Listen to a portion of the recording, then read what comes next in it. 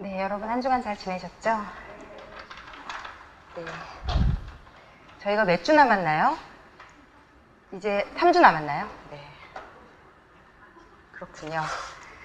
아니, 이 책은 정말 어렵지도 않고, 특히 우리 예수 믿는 어머니들은 꼭 꼼꼼히 읽어보셨으면 좋겠어요. 제가 근데, 강의하기는 이 책이 쉽지 않은 게, 이제 이분의 삶이 이제 들어있는 거라, 제가, 이분은 이렇게 살았는데 우리도 이렇게 삽시다 하는 걸로만 강의할 수는 없어서, 나름 이제 기도하면서 이제 준비를 하고 있거든요. 그런데, 예. 근데 제가 오늘 저희 성김희 분에게 좀 기쁜 소식을 들은 게, 이 책 쓰신 분이, 이 장애영이라는 사모님이신데, 저희 성김희 분 어머니의 친구분의 딸이래요, 이분이. 그래서 아마 잘하면 저희 교회에 초청할 수 있을 것 같아요. 그러면 너무 좋을 것 같아요. 너무 좋을 것 같아요. 그래서 아마 하나님이 이번에 이렇게 듣고 이분 초대해서 또 이분의 삶과 또 하나님이 하시는 일들을 생생하게 들으면 너무 은혜가 되지 않을까. 예전에 그 예슬리박 사모님 오셨던 것처럼 저희가 이렇게 주일이나 좀 초대해서 주일에 사모님이니까 되실지 안 되실지 모르지만 주일에 안 되면 평일이라도 하여튼 그래서 좀 저희가 광고도 하고 해서 많은 어머니들이 같이 들을 수 있으면 되게 좋겠다 이런 생각이 듭니다. 네. 자, 저기 요즘 기억력이 예전 같지 않거든요. 네.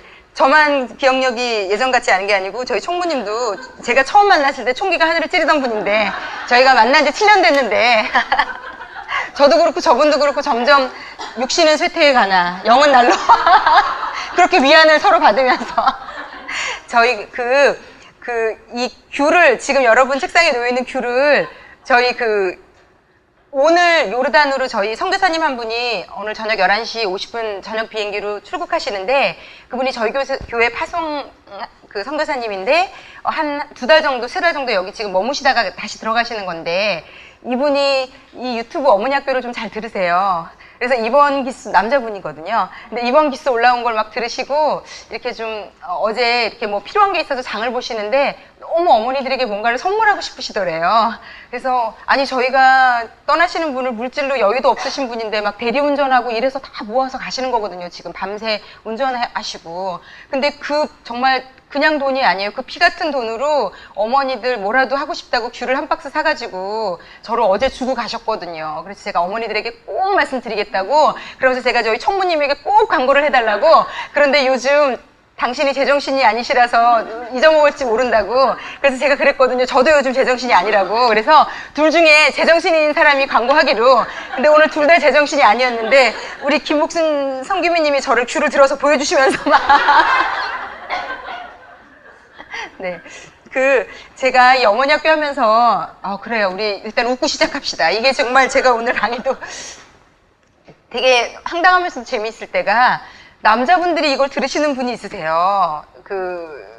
결혼하신 남자분들이 그래서 막 너무 가슴이 아파하시며 우리 부인이 이걸 들어야 되는데 막 그리고 이렇게 내면이나 이런 거 할 때는 당신들도 되게 은혜를 받으시는 것 같아요. 그래서 심지어는 어떤 분은 여기 오고 싶으시다고 그래서 이걸 어떻게 얘기를 해야 되나 네.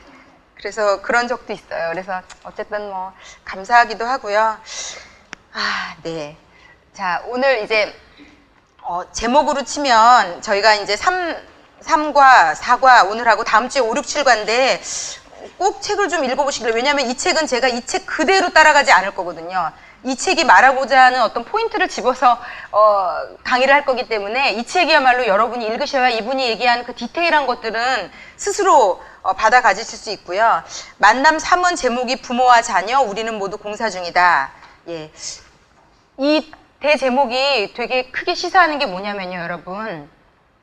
우리 어린아이들을 막 열심히 가리키고 방향을 정해주는데 제가 늘 얘기해요. 우리가 엄마로 부모로 굉장히 좀 겸손할 필요가 있는 게 우리도 사실은 공사 중에 우리도 완벽하지 않아요. 우리도 안전하지 않고 완벽하지 않은데 마치 나는 다 잘 알고 있는 것처럼 엄마가 하는 대로 해. 그걸 선택을 결정지어주고 그런데 지난 저희가 6주 동안 나눴던 거에 의하면 우리가 어릴 때 어떤 내적 결심을 했느냐에 따라서 내 아이를 그렇게 꼭 키우고 싶어 하고 제 후배는 이렇게 얘기해요. 어릴 때부터 이 친구는 진짜 반항을 많이 했거든요. 그러니까 그것도 이유가 있을 것 같아요. 뭐 정말 반항을 많이 했어요. 하여튼 얼마나 그리고 기도 센지 선생님한테 자퇴서를 스스로 내서요. 엄마가 연락을 받은 거예요. 따님이 자퇴서 내셨는지 아세요? 우리 딸이요? 이게 중고등학생 머리로 할 수 있는 일이 아니거든요. 근데 어찌되었건 이 아이는 그래서 이렇게 얘기해요. 자기 부모님은 되게 자기가 그렇게 막 나가는데도 어떻게 못했다는 거죠. 그러니까 이 아이는 어떤 결심이 있냐면 나는 내 아이 죽도록 공부시킬 거라고. 나는 너무 놀고 너무 반항하고 너무 막 나가서 지금 이제 30, 40대 돼서 이 정도인 것 같으니까 나는 기를 쓰고라도 얘를 죽도록 공부시키게. 제가 근데 그 얘기를 들을 때 마음이 너무 아팠어요. 정말 너무너무 아팠어요. 우리 애들은 도대체 무슨 죄를 졌을까요? 태어나면서부터. 무슨 죄를 져서 엄마의 내적 맹세에 의해서 이리 끌려다니고 저리 끌려다니고. 사실은 그런 식으로 치면 우리 남편들도 불쌍해요. 어떤 내적 맹세를 한 남자를 내가 만나느냐. 어떤 내적 맹세를 한 여자를 내가 만나느냐. 그래서 그 남자는 그 여자는 그 맹세한 대로 내 남편과 내 애가 돼야 되니까 참 가슴 아픈 일이다. 그래서 제가 볼 때 이 사람이라는 존재가 다 너무 불완전하고 너무 안쓰럽고 불쌍하다. 제가 엊그제도 너무 불쌍한 아이들 이런 얘기 막 듣거든요. 엄마가 아이를 막 방치하고 전혀 돌보지 않고 뭐 심지어는 아이가 뭐 그 대학 입시 그 면접을 보러 가는데 엄마는 걔가 뭐 뭘 타고 가는지 어떻게 가는지 막 이런 얘기를 들으면 너무너무너무 제가 마음이 아파요. 그런데 그렇게 결핍을 가지고 큰 아이들이 또 결혼해서 자기 부인과 아내를 힘들게 하고 또 그것을 대물림해주고 이게 무서운 일이다라는 생각이 들어요. 그래서 도대체 뭘 믿고 그렇게 자신하면서 삶을 살아갈까? 이 세상 특히 예수 믿지 않고 바깥에 사는 어머니들 뭘 믿고 그렇게 자신 있게 그게 옳다고 열심히 살아갈까? 그 열심이 더 무서울 수 있겠다라는 생각이 제가 하게 됩니다. 어쨌든 우리는 다 공사 중이고요. 이 책이 이제 파트 2로 넘어가면서 저희가 사과가 스펙의 크기가 아니라 신앙의 크기를 키워라 이렇게 이제 나가고 있습니다. 그래서 제가 오늘은 사실 많은 분들이 교회를 다녀요. 정말 그 종교란에 기독교라고 쓰는 사람들은 너무 많아요. 근데 제가 지금 계속 말씀드리지만 제가 그 제 제자인 청년 아이들, 제가 중고등부 전도사부터 해서 지금 30대가 되어 있는 아이들이 저에게 이렇게 얘기해요. 목사님, 회사를 가봤더니 어디에서도 믿는 사람은 만날 수 없어요. 이렇게 얘기해요. 지금 대한민국은 모든 사회에 어디에 숨어 계신지 다 이 기독교라고 쓰는 분들이 숨어 계시는 마치 그런 것 같아요. 제가 평생 교회를 다녔지만 믿음이 진짜 없었거든요. 제가 이제 믿음이 생기게 된 게 미국에 유학 갔다가 제 학교에서 만났던 그 유학원 어떤 오빠의 전도로 제가 예수를 만나게 됐어요. 어떤 수련회를 갔다가. 그런데 그 오빠랑 한 1년을 알고 지냈는데 나중에 우연한 기회에 서로 다 교회를 다닌다는 걸 알게 됐어요. 그래서 서로 어떻게 얘기했냐면 너도 교회 다녀? 저는 오빠도 교회 다녀요? 지금 대한민국 이런 것 같아요. 다 어딘가 숨어있고 하는 행동은 세상 사람과 똑같아서 정말 주의 깊게 찾아도 못 찾는 그런 시대가 된 것 같아요. 종교란에 뭐라고 쓰는가가 그 종교를 얘기해 주는 게 아니라 내가 어떻게 사는가가 그 종교를 얘기하는 것 같아요. 제가 요즘 좀 성당 다니는 분들도 그런 분들이 많지 않나 이런 생각이 좀 드는데 이분이 우리에게 도전을 주는 사실의 내용을 제가 다 이분이 아들을 지금 중3 때 자퇴한 아들 얘기 나오잖아요. 이 아들을요 진짜 잘 키우셨어요. 정말 좋은 데 가서 정말 좋은 하여튼 괜찮은 사람이 됐거든요. 그러면 이제 많은 사람들이 이분 방법대로 따르면 나도 내 아이가 저렇게 되나에 초점을 맞춰요. 이분이 성경 암송도 얘기 많이 하고 어떤 얘기들을 막 하세요. 뭐 어떤 분들이 간증을 하세요. 그러면 엄마들이 다 쫓아다니면서 그럼 나도 저 방법대로 하면 내 아이가 저렇게 되겠구나 라고 얘기를 해요. 뭐 성경을 암송했더니 막 머리가 좋아지면서 공부를 잘했다. 근데 여러분 그거는 다 그렇게 되지 않아요. 제가 여러분에게 좀 슬픔 소식을 먼저 알려드리면 그분이 하나님으로부터 받아서 했다는 그 방법이 내 아이에게 안 먹힐 수 있어요. 그래서 아이는 엄마가 많은 간증 집회를 다닐수록 혼란의 삶을 살기 시작해요, 이제. 왜냐면 이런 쪽으로 했다는 간증 집회를 다녀오면 이걸 시키기 시작하고 저걸 했다는 분 간증 집회를 다녀오면 저걸 시키기 시작해요. 그래서 제가 이게 문제가 뭔지 오늘은 좀 근본을 다뤄야 되겠다. 그래서 이분의 어떤 간증의 어떤 그런 방법을 다 빼면 결국 뭐냐면요.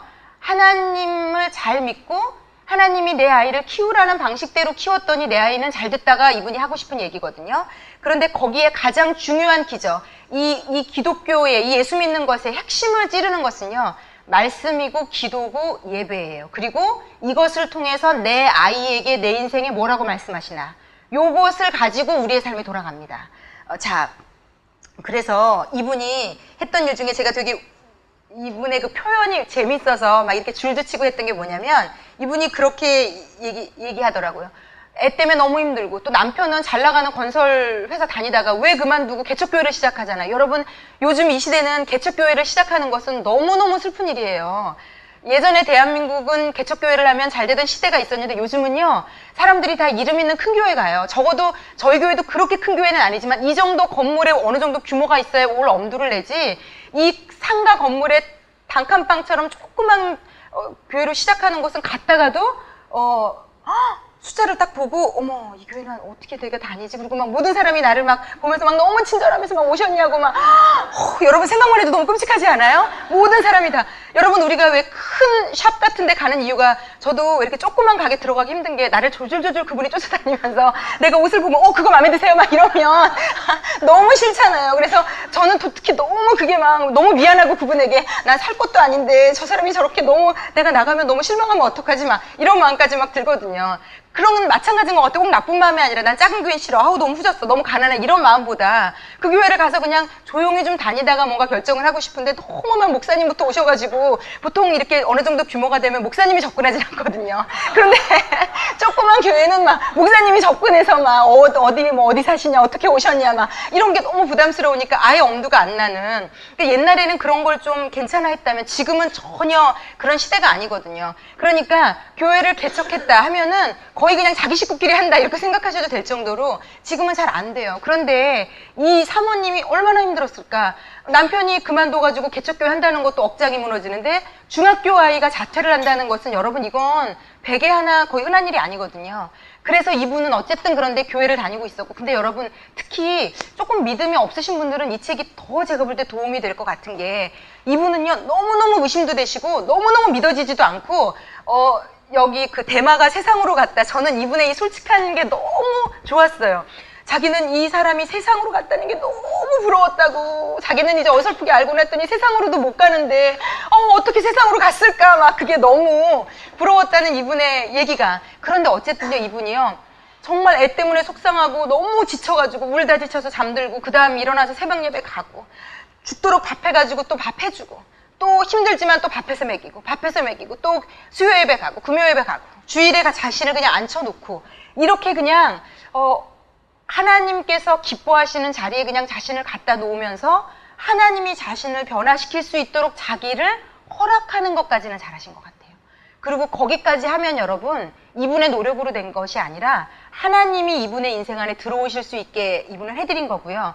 들어오셔서 이 결과를 만들어내신 분이세요. 그래서 그것이 여러분에게 이제 도전이 되었으면 좋겠는데 그리고 이분은 이제 말씀에 대해서 굉장히 구체적으로 얘기하세요. 두려울 때 이 말씀이 나에게 힘이 되었고 억울할 때 이 말씀이 힘이 되었고 내 아이 문제 때문에 어떻게 할지 모를 때 이 말씀을 주셔서 그 말씀으로 기도했고 그게 나한테 너무 힘이 됐고 참게 했고 인내하게 했고 그냥 그 자리에서 엄마 역할을 멈추지 않게 열내서 막 열받고 막 그렇게 막 이분이 그렇게도 얘기하잖아요. 내가 그때마다 다 내 속에 있는 얘기대로 애한테 막 다 쏟아부었으면 지금의 내 아이는 없다. 진짜 지금의 이분의 아이는 없을 겁니다. 그런데 이분이 하려는 그 모든 것을 드렸던 억지로지만 가서 앉혀놨던 한 번의 예배, 두 번의 예배, 불렀던 찬양 하나, 드렸던 그 어설픈 기도 하나, 그리고 그때마다 읽고 묵상하고 암송했던 그 말씀 하나하나가 이분의 인생을 조금씩 뒤돌아보니 내가 여기까지 왔네? 그래서 여러분들 말씀드리지만 교회 수련회를 몇 번 갔더니 굉장히 드라마틱한 내가 대단한 믿음의 사람이 됐다. 제가 결론부터 말씀드리면 이런 일은 기독교 역사상 거의 없어요. 정말 하나님이 엄청나게 들어쓰실 어떤 분들에게 아니요. 그런데 제가 보면 뭐 아브라함, 요셉, 다윗, 구약부터 시작해서 예수님, 심지어는 예수님, 사도 바울 모든 사람까지요, 그렇게 한 큐에 드라마틱하게 모든 것을 건너뛰어서 신앙의 경지에 이르러서 하나님의 것을 이룬 사람은요, 단 한 사람도 나오지 않아요. 그런데 우리가 주로 이렇게 어디 가서 듣는 드라마틱한 간증들은, 우와, 저분 예수 믿은 지 1년 됐다는데, 3년 됐다는데, 어떻게 저렇게 애를 잘 키웠고, 어떻게 저렇게 물질의 이적을 받고, 이런 거에 초점을 맞추거든요. 그런데 저는 그분이 3년 안에 그런 경험을 했는지는 모르지만요, 그분의 앞으로의 인생에 하나님을 더 경험하는 데 있어서 수많은 아픔과 어려움과 많은 경험들이 필요하다는 것을 알고 있어요. 누구도 단순간에 한 큐에 하나님을 다 깨달아서 모든 것을 이루는 사람은 없고요. 그런 식으로 신앙을 접근해 가시면 안 됩니다. 누구도 없습니다. 이건 제가 100%, 300% 장담 드릴 수 있어요. 그래서 만약에 그런 식으로 어떤 목사님이나 설교나 이렇게 접근을 한다면 사실은 그건 굉장히 위험한, 하나님은 성경에 한 번도 그렇게 얘기하시지 않는다는 것. 그래서 이런 분들의 간증이 나도 저 방법대로 따라서 단기간에 빨리 이렇게 하고 싶다, 이것을 부추긴다면 그거는 잘못된 접근이세요. 그렇지 않습니다. 이분의 그 수많은 눈물을 지새웠던 밤 한번 생각해 보세요. 잘 나가던 남편이 직장을 그만두고 중3 아이가 자퇴를 하는 이 상황은요, 절망, 좌절, 혼란, 고통, 아픔, 눈물, 우리가 이것을 일일이 다 이해할 수 없을 지경. 그런데 그 시간을 버텨왔고 인내했고 하나님 안에서 지나와서 보니 하나님이 그렇게 만들어주신, 그래서 그 시간을 우리도 각자가 다 통과하는데 이분의 이 삶이, 이렇게 통과하는 게 가치 있구나, 월드하구나, 이게 버려지는 시간이 아니구나, 이렇게 하는 것이 저 사람 어떻게 저렇게 살아, 그런데 그 끝에 무언가 있구나가 우리가 받아가져야 될 일이 아닌가라는 생각이 듭니다. 자, 그런데 이것을 우리가 실천하는 것과 실천하지 않는 것이 어마어마한 차이가 있거든요. 그래서 여러분이 이렇게 이분처럼 이 길을 걸어가는 데 있어서 생각의 근본을 좀 바꿔드리는, 오늘은 좀 그 논리라고 해야 되나? 그 생각을 좀 오늘은 알려드리고 싶어요. 사실은 여러분이 이것만 잘 받아 가지셔도 여러분이 신앙생활하고 믿음이 성장하시는데 굉장히 도움이 되실 수 있겠다라는 생각이 듭니다. 이게 제가 두 가지로 설명을 드릴 거예요. 처음은 이제 믿음이 거의 없으신 분들에게 첫 번째는 도움이 되는 맥락을 설명해 드릴 거고요. 두 번째는 교회를 다닌다고는 하나 여러분의 삶에는 아무런 변화가 없는 분들에게 좀 도전을 드리고 싶습니다. 여러분, 교회를 다니고 예수를 믿는다는 것은요, 내 남편과 나와의 관계, 내 자식을 키우는 그 모든 것, 내가 내 물질을 쓰는 모든 방향, 이 모든 것 안에 하나님이 들어와 계신 것을 얘기해요. 이것을 가지고 예수를 믿는다라고 얘기하는 겁니다. 교회를 다니고 설교를 듣고 나는 은혜를 받는다가 믿음이 아니거든요. 그래서 그 실체를 조금 설명을 해드리고 싶습니다. 우리가 왜 예수를 믿는 게, 처음 예수를 믿을 때 제가 예전에 이제 처음 예수 믿는 분을 만나서 얘기를 해보면 되게 혼란스러워해요. 그럴 수밖에 없어요, 여러분. 혼란스럽지 않으면 이상한 거예요. 그래서 제가 볼 때 모태신앙을 가지고 지금 큰 분들이 굉장히 어떤 면으로 위험할 수 있어요. 왜냐하면 의심을 하지 않아요. 아무런 질문이 없어요. 그냥 교회에서 얘기하는 게 다 맞고 한 번도 질문해 본 적도 없고 그냥 기계적으로 그대로 살아서 대신 뭐도 결여되어 있냐면 하나님과의 생생한 교감이나 친밀감이나 어떤 매일매일의 삶에서 하나님과의 어떤 역사도 없어요. 그냥 규칙을 배웠어요. 일요일이 되면 교회를 간다. 일요일이 되면 반드시 교회를 간다. 교회를 안 가면 벌 받는다, 잘못된다. 이런 개념들이 아주 완벽하게 들어가 있어요. 그리고 새벽에 기도를 가는 건데 나는 안 가니까 마음이 불편하다. 그리고 교회를 가면 봉사를 해야 되고, 교회를 다니면 헌금을 해야 되고, 교회를 다니면 이런 것들을 해야 된다. 이런 것들이 너무 머릿속에서 완벽하게 들어와 있어요. 그리고 교회에서 하는 모든 용어들이 완벽하게 들어와 있어요. 특히 여기 성김이 분 중에도 이제 교회 다니신 지 오래 안 되신 분들이 있지만 교회에서만 쓰는 용어들이 있잖아요.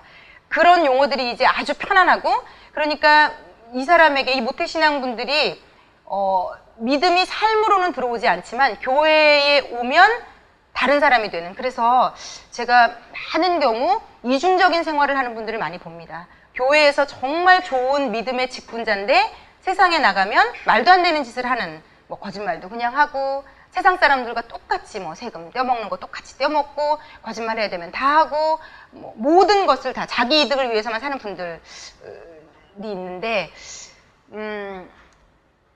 이것은 제대로 예수를 믿는 것이 아닌데, 이 세상에 양대 산맥의 생각의 흐름이 있어요. 두 가지 생각의 흐름이 있거든요. 그런데 우리가 요 중에서 한 가지만을 지금 배웠는데, 이것을 사유, 사상이라고 얘기를 하는데요. 하나는 히브리 사상이라고 얘기를 하고요. 하나는 헬라, 그리스 사상이라고 얘기를 합니다. 같은 말입니다.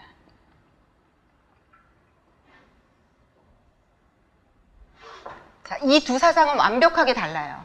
그런데 여러분이 한 가지 아셔야 되는 것은 우리의 지금 학문의 체계, 이 세상에 우리가 생각하는 사고의 방법을 우리도 학교에서 다 배운 겁니다. 그렇게 리즈닝 하도록, 생각하도록. 그런데 이 세상의 모든 학문의 체계와 우리가 자라면서부터 익숙한 모든 체계는 다 헬라 그리스 사상이에요. 이게 기원전 한 750년부터 한 1000년, 기원 후 한 1000년 시대 정도부터, 여러분 우리가 잘 알고 있는 그리스 신화부터, 이 헬라 쪽에서 모든 철학에 플라톤부터 아리스토텔레스, 소크라테스, 모든 이 우리 생각의 개념들이 그때 다 사고가, 생겨나기 시작했거든요.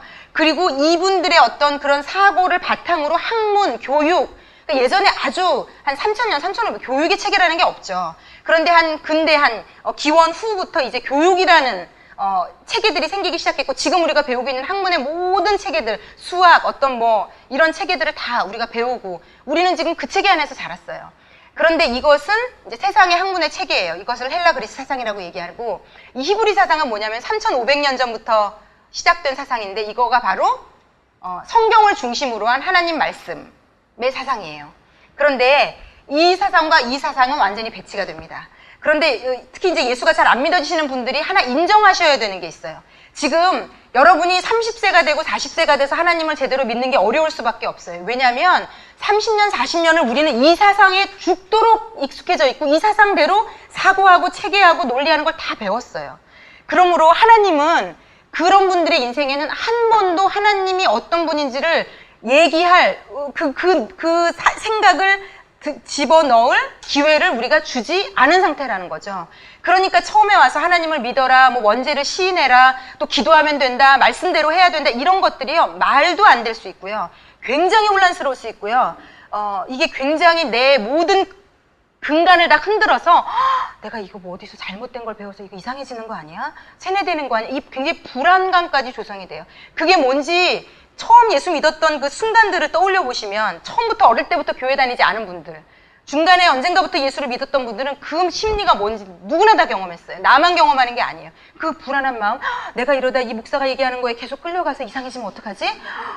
지금 이게 맞는 건가? 막 그 의심과 믿어지기도 했다가 막 의심도 나기도 했다가, 그러면 이제 어떤 분들이, 목사님 저는 믿음이 없나 봐요. 되게 혼란스럽고요. 너무 의심이 되고요. 너무 이상해요. 그게 정상이라는 거죠. 정상이에요. 오히려 의심이 너무 없는 게 이상한 거예요.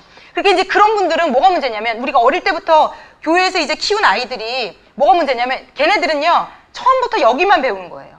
문제가 뭐냐면, 이 약간 세뇌처럼 여기만 배우면요. 그러니까 엄마들이 기도하면서 되게 잘 키우셔야 되는 게, 여기만 배우면 이제 이쪽이 들어오는 초등학교 때부터 아이들이 약간 좀 혼란이 되기 시작해요. 그리고 이제 중고등학교 때 되면 심각하게 혼란스럽게 시작해요. 그래서 이 아이들이 신앙의 사춘기를 거쳐요. 그리고 이건 반드시 거쳐야 돼요.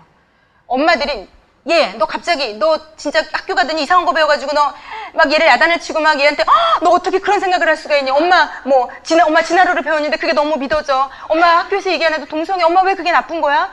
특히 텔레비전에는 늘 막 남자랑 손잡고 막 이런 애들은, 특히 저희는 시대적으로 그것이, 대한민국이 그것을 굉장히 타부시하던 시대에 자랐어요. 우리가 믿음이 좋아서가 아니고, 여러분 이걸 착각하시면 안 돼요. 우리가 배웠던 헬라 그리스 사상은요, 이 헬라 그리스 사상은 발전합니다. 점점 세상의 학문 체계는 계속 바뀌고 있어요. 여러분 되게 재밌어요. 세상의 학문 체계는요, 시대와 문화와 나라와 성별에 따라서 계속 바뀌고 있어요. 이거는 인정하셔야 되는 문제 아니겠어요? 저희 때만 해도 전 세계적으로 동성애에 대한 것은 누구도 창피한 거였어요. 그런데 여러분 21세기가 되면서 동성애는 계속 합법화가 이루어지고 있고, 대한민국도 지금 계속 국회에 상정이 되느냐 마느냐의 턱까지 왔어요. 특히 여러분 그 뉴스 들어보셨어요?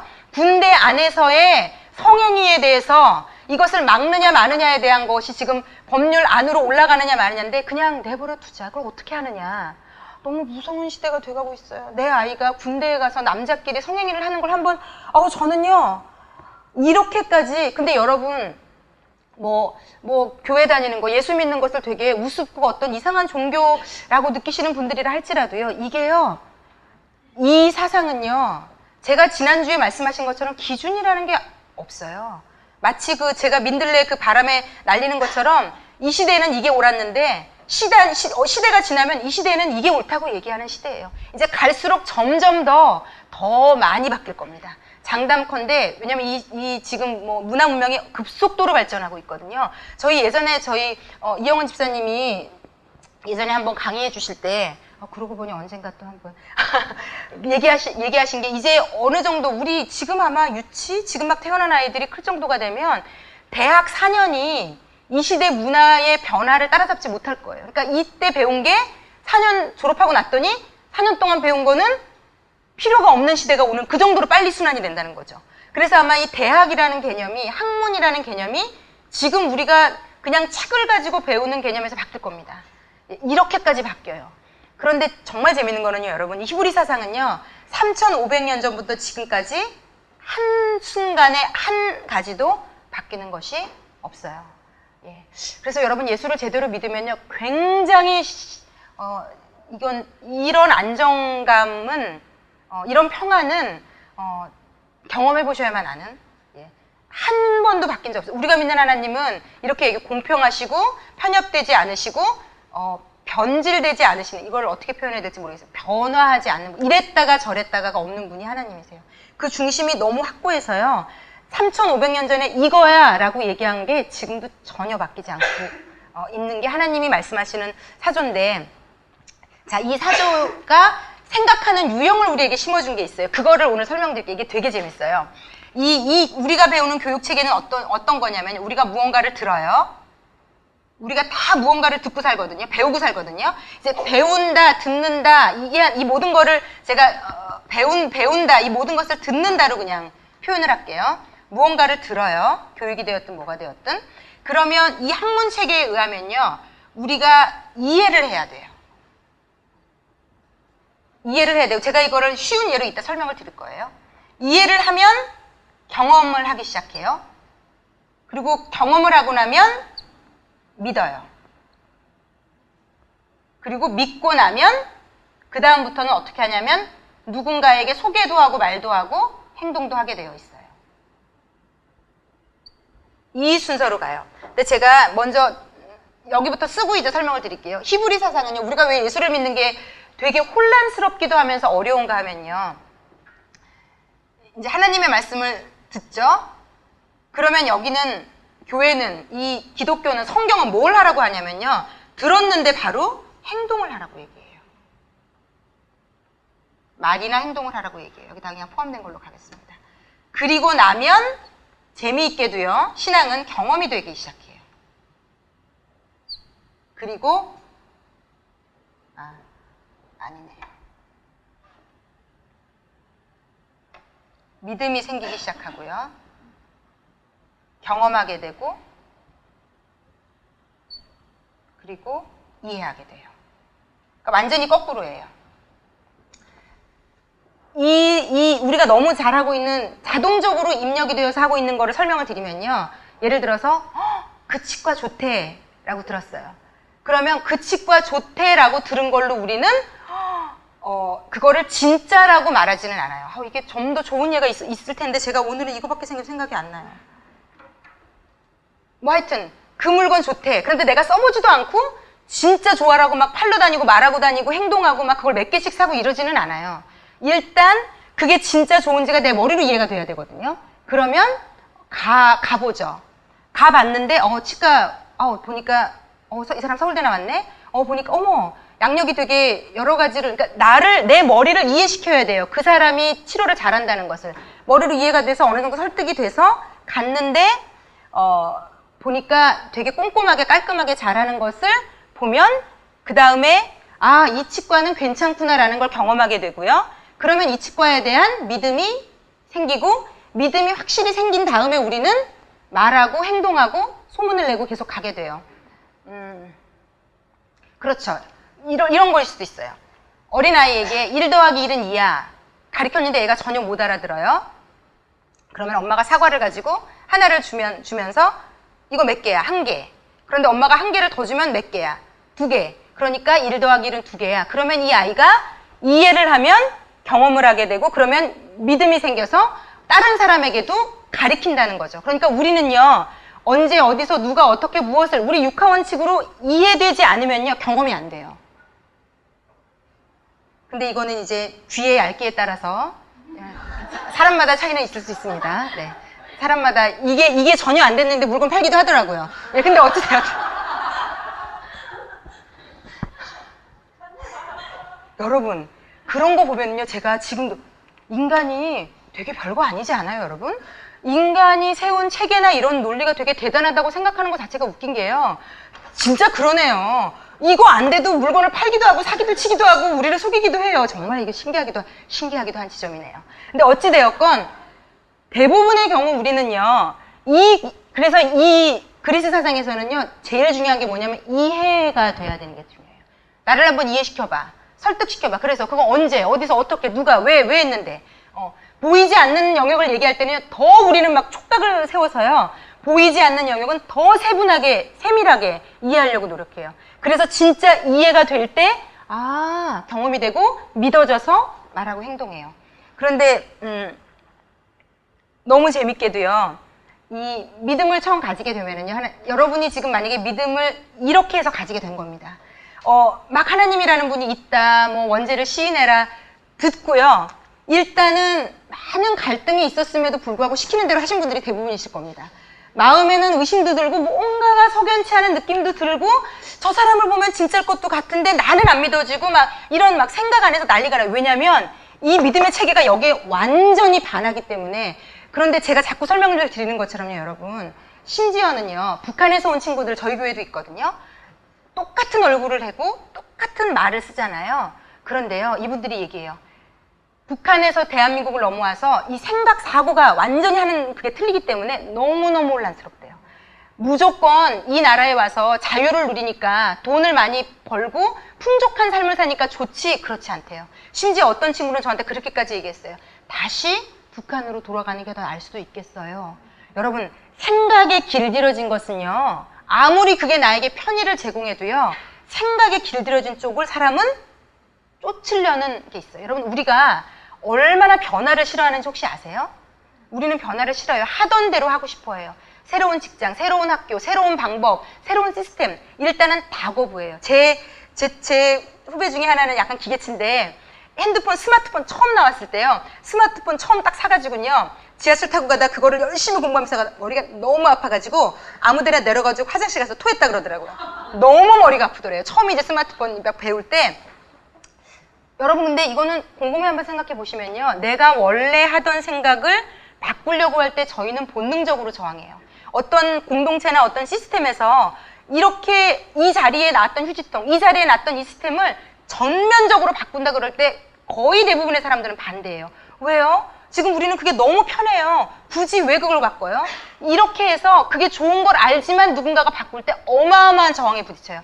그러니까 여러분, 사람의 생각에 기저가 그렇다는 건 좀 인정하셔야 돼요. 이게 내가 몰랐던 것을 받아들이는 것에 대한 강력한 거부감이 인간 내에 있어요. 그리고 저게 좀 불편한 걸 알아도요. 그냥 하던 대로 하게 내버려 두세요 라고 말하는 사람도 심지어는 세상에 저 사람 왜 저래? 이럴 정도로 그렇게 가려는 강력한 그 본성적인 기질이 있어요. 그러니 하물며 이것으로 되어지지 않는 신이 있다. 보이지 않는다. 거기서부터 벌써 걸려요. 보이지 않는데 믿으라고 나더러 보이지 않는데 이해하라고? 그러니까 이해해서 걸려서 나는 믿지 않겠어로 넘어가는 사람들이 너무 많아요. 그런데 이게 너무 마음이 아픈 거죠. 그런데 신기한 거는요. 하나님의 말씀이 막 들려와요. 예수라는 분이 있고 그분을 믿으면 살고 그분이 2000년 전에 이스라엘 땅에 와서 우리를 구원하셨고 네 죄를 구원하셨고 그러기 위해서 십자가에서 피 흘리셨고 그분을 믿으면 너는 영생을 얻고 이게 다 무슨 말이냐 싶은데 이걸 막 설명해주고 교회에서 얘기한 다음에 막 어느 정도 막 감동이 있고 이렇게 따라오는 것 같으면 그러면 저를 따라서 기도하시지 않으시겠습니까? 막 이렇게 누군가가 그러면서 이 하나님을 믿는 데는 절차가 필요하다. 기도를 해야 된다. 그러면서 원죄 시인도 시키고 말씀에 대해서 가르쳐주고 기도에 대해서 가르쳐줘요. 그런데 여러분 이것이 믿음이 되고 경험이 되고 이해가 되려면요. 누가 됐든지 간에요. 그 하라는 것을 한 번은 해봐야 돼요. 여러분. 행동으로. 아무 행동도 안 하셨는데 믿음이 생긴 사람은 한 사람도 없습니다. 그래서 행동으로 하면 믿음이라는 게 이게 믿음일까? 또 헷갈리지만 뭐가가 들어오고요. 그러면서 경험이 되기 시작하고요. 그 다음에 이해가 돼서요. 이런 것을 통해서 예수를 제대로 믿은 사람에게는요. 뭐라 그럴까요? 맹목적이지 않은 듯 하지만 무언가 확신과 신념과 어떤 좋은 그 사람에게서 받는 에너지가 있어요. 여러분 이게 또 특히 예수 믿는 분들에게도 얘기하고 싶은 게요. 이게요. 듣고요. 맹목적으로 행동한다고 해서 다 믿음이 되고 경험이 되고 이해되지 않아요. 새벽 예배 가면 어느 집회를 가면 어디를 가면 하나님이 복 주신다더라 라고 생각해서 그대로 행동으로 옮기면요. 이것은 절대로 믿음의 영역으로 넘어가지 않아요. 그래서 예수 믿는 분들 중에 그냥 무조건 좋다는 걸 따라하면 복이 되려니 하고 행동했던 분들 중에 이런 분들이 했던 이상한 행태가 다른 사람들이 보고 어머 저 종교 이상하잖아 라고 마음을 불러일으킬 가능성이 아주 많습니다. 엄마들이 그냥 교회에서 배워온 것을 가지고 막 아이를 닥달하고 이대로 따라하면 좋대. 여러분 우리가 믿는 하나님은 그렇게까지 비인격적이지 않으세요. 자 그래서 어찌되었건 우리가 이렇게 다른 흐름 가운데 평생을 이 흐름으로 살아왔다. 자 이거는 믿음이 지금 없으신 분들에게 좀 이해를 돕기 위해서 말씀드렸습니다. 자 그러면 제가 두 번째 말씀드리고 싶은 이제 신앙생활을 하셨다는 분들 그럼에도 불구하고 왜 우리에게 문제가 있나를 제가 말씀드리고 싶은 것은요. 어디서 문제가 생기냐면요. 여러분 우리가 똑같이 하나님의 말씀을 들어요. 그런데 말씀을 듣고 나서는 이 방식대로 적용해요. 이게 문제예요. 이게 문제예요. 이러면요 아무것도 경험할 수 없어요. 교회를 10년을 다니고 심지어는 목사가 돼도요. 말씀을 듣고 이대로 방식대로 삶으로 가지고 오면 희한해요. 정말 저와 여러분에게 드리는 하나님의 도전이에요. 우리가 말씀을 들어요. 그래서 막 설교 들으면서 막 은혜도 받아요. 그런데 이게 교회 문 밖을 나가는 순간 내 남편과의 관계나 내 아이를 키우고 내가 물질을 결정하고 이 학원을 보내냐 마느냐를 결정하는 모든 것은요. 다 이 방식대로 결정해요. 당장 내가 하나님 말씀을 막 들었어요. 은혜를 너무 받았어요. 그런데 딱 집에 왔더니 내 아이 대학을 어디를 보낼 것인가가 문제가 생겼어요. 그러면 우리가 다 어떻게 하냐면요. 여기를 싹 버리고요.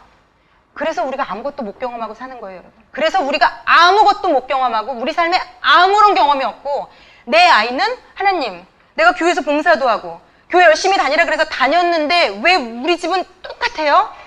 네, 그 이유가 있어요. 듣고 내 아이 대학은 이해가 돼야 돼요.